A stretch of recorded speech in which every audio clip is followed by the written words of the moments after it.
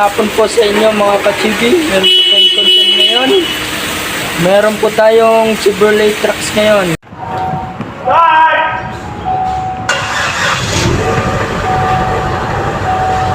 Ayan po, for overhaul na kasi lubay na ang kanyang tambutso. Ayan po sa kanyang dipstick. Misfiring po siya.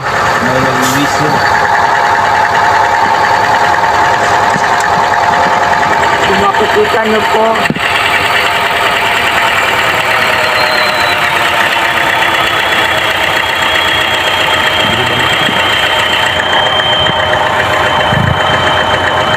ayan po, meron pong lumalabas na usok. Yan po ang ano na, at malakas po ang pressure. Na blow by na siya kasi na compression test na po namin, bagsak po ang lahat ng silindro plus compression. Dito po sa kanyang oil filler cap,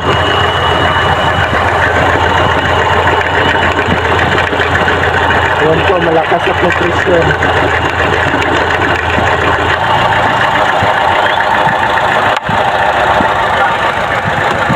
Meron po tayong trucks na i-overhaul kasi misfiring po ang kanyang unit.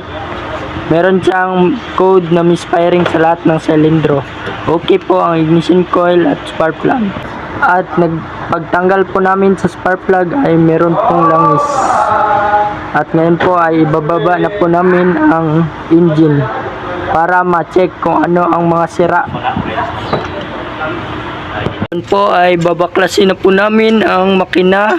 Ayan na po mga ka-chibi, nabaklas na po namin ang intake manifold at kanyang mga wiring harness. Ayan po, makikita nyo na spaghetti na po ang kanyang mga harness. At na-discharge na po namin ang kanyang freon para matanggal po namin ang freon at matanggal namin ang compressor. Ayan na po mga ka-chibi, binabaklas na po ni Mr. D ang engine Chevrolet truck. Ayan na po mga ka-chibi, natanggal na po namin ang engine. Ngayon po ay bababa na po namin. Ayan po, makikita nyo po ang kabuuan ng kanyang engine Chevrolet truck. Ngayon po ay tinatanggal na po ang water pump. Nag-audio recording lang po ako ngayon kasi maingay po sa part na yan para hindi po tayo ma-istorbo sa pagsasalita.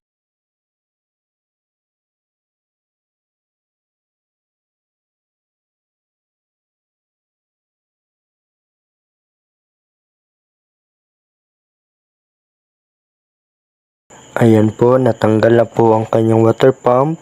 Ayan po ang kanyang water pump. At yung pula, yan po ang kanyang water pump gasket. Ngayon po ay tinatanggal na po ang mga bolt ng kanyang engine front cover. Meron po siyang 16 na bolt. Ang size po ng bolt ay A12 torque socket type. Ayan po, at natanggal na po ang kanyang cover. Ayan na po ang kanyang chain guide, chain, timing chain tensioner, at saka crankshaft sprocket. Ngayon po ay tatanggalin na po ang timing chain tensioner. May dalawa po yan na tornilyo. Ang size po ng tornilyo ay A10 torque type socket. Ayan na po, at natanggal na po ang kanyang timing chain tensioner. Ayan po ang kanyang timing chain tensioner. Ngayon po ay tatanggalin na po ang kanyang timing chain guide left side. Meron po siyang isang bolt. Ang size po ng kanyang bolt ay torque socket type 30. Mas mainam po na torque socket type ang inyong gagamitin upang maiwasan po natin na mabilog po ang ulo ng inyong bolt. Ayan po, natanggal na po ang kanyang tensioner guide. Ngayon po ay tatanggalin na naman po ang kanyang tensioner guide right side. Meron po yung dalawang tornilyo. Ang size po ng tornilyo ay Torx 25. Ayan po, natanggal na po ang kanyang chain guide. Ngayon po ay tinatanggal na po ang kanyang crankshaft sprocket at saka chain guide.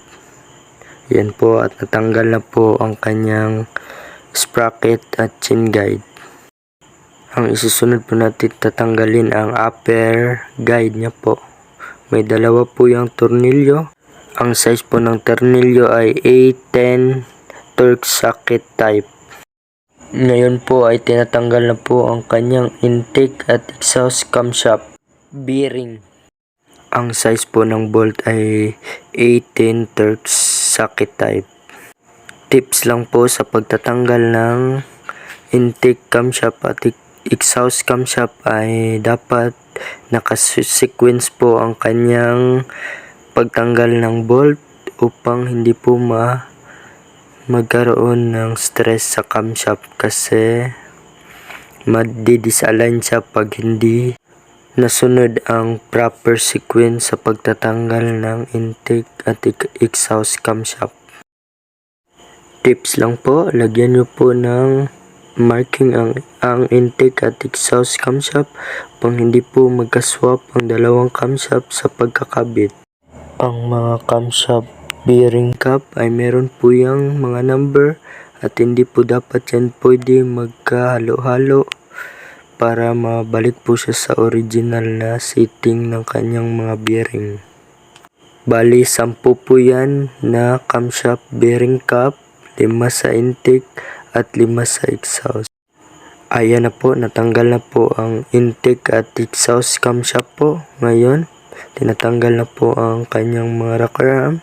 Meron po yan siyang 16 na rocker arm kasi ito po ay 16 valve at meron po yan siyang HLA at meron din po yung 16 na HLA.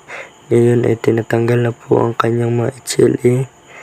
Ayan po yung maliit na butas na pinapatungan ng rocker arm. Ayan po yung kanyang HLA. Ayan po. Ayan na po, natanggal na po ang kanyang mga rocker arm at saka HLA. Ngayon po ay tatanggalin na po natin ang kanyang cylinder head bolt. Ang size po ng kanyang bolt ay A14 Torx socket type. Meron po siyang 10 cylinder head bolt. Sa pagtatanggal po ng kanyang bolt ay by sequence po ang inyong gagawin based on service manual. Ayan po, natanggal na po ang kanyang 10 cylinder head bolt. Ngayon po ay tatanggalin na po namin ang cylinder head. Ayan na po. Tanggal na po ang cylinder head. Kung inyong makikita, ang kanyang piston ay merong mga oil at yan po na nag-i-indicate na kumakain ng langis ang kanyang makina. Kung makikita nyo, ang pinakamaraming langis ay piston number 2 at saka number 3. Ngayon po ay tatanggalin na po natin ang mga piston. Tatanggalin lang po muna natin ang dalawang bolts sa connecting rod bearing cap bolt. At take note po, tatanggalin nyo muna yung crankshaft sensor upang maiwasan po na matamaan at masasira. Ayan po, tinatanggal na po ang kanyang sensor. Meron niyang size na 10mm 8 Torx socket type. Natanggal na po ang kanyang sensor. Yan po ang kanyang crankshaft sensor. Ngayon po ay tatanggalin na po ang kanyang connecting rod bearing cap. Ang size po ng kanyang connecting rod bearing cap ay size A12 Torx socket type. Ang tinatanggal po ngayon ay piston number 3 at saka piston number 2. Ayan na po, natanggal na po ang connecting rod bearing cap number 2. Ayan na po, inuugot na po ang kanyang piston number 2. Ayan na po. At natanggal na po ang kanyang piston number 2. Tips lang po, kung magtatanggal po kayo ng piston, huwag nyo pong halu-haluin ang kanyang connecting rod bearing cap. Kung anong number po ang kanyang connecting rod bearing cap, dun nyo din po ilagay. Ngayon naman po ay tinatanggal na po ang kanyang number 3 connecting rod bearing cap. Ayan na po at natanggal na po ang kanyang number 3 connecting rod bearing cap. Ayan na po, tinatanggal na po ang kanyang piston number 3. Ayan na po at nahugot na po. Ayan na po ang kanyang piston number 3. Kung makikita nyo sa video ay inaalog ko kasi meron po yan siyang crack. Yan po ang dahilan kung bakit kumakain siya ng langis at nag-lose compression po ang kanyang engine. Ngayon po ay tinatanggal lang po namin ang huling piston number 4 para ma-evaluate po natin kung ilan po ang piston na may crack. Upon visual checking, 4 po na piston ang may crack.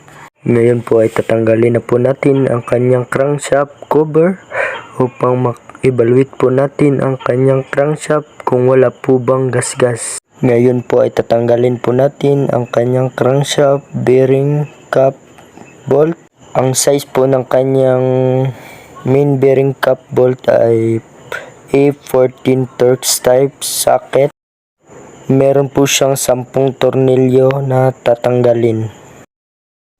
Hatawin nyo lang po ng rubber mallet konti ang kanyang crankshaft cover upang matanggal po kasi dumikit na po ang kanyang adhesive. Ayan po at natanggal na po ang kanyang crankshaft cover. Upon visual inspection po, wala naman pong gaanong damage ang kanyang crankshaft at hindi naman po na gasan. Para makasiguro ay magpe-perform po tayo ng plastic gauge measurement para malaman po natin kung sakto pa po ba ang kanyang clearance.